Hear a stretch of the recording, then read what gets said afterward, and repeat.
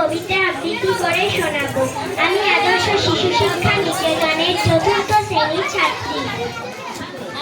বলতো দেখি পতাকায় মোদের কয়টি রং আছে? শিক্ষক এসে শুধালেন হেসে দ্বিতীয় শ্রেণীর কাছে। একসাথে মিলে সব ছেলে বলে চিৎকার করে জোরে, তিনটি বর্ণ রয়েছে রাঙানো জাতীয় পতাকা জুড়ে। শ্রেণীর পিছনে বেঞ্চের কোণে শিশু ছিল এক বসে।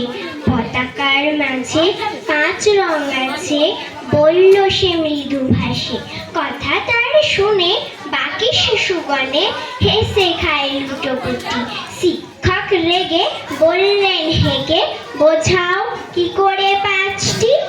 ভয়ার্থ স্বরে মাথা নিচু করে সরল শিশুটি বলে, ওপরে গেরুয়া মাঝখানে সাদা, সবুজ আছে তার তলে, আর আছে আঁকা গোলাকার চাকা, নীল রং আছে এতে।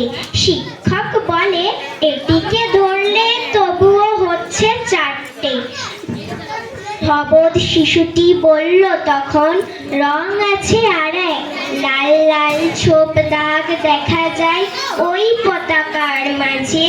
বাবাকে যখন আনলে ওরা কফিনের ঢাকা খুলে,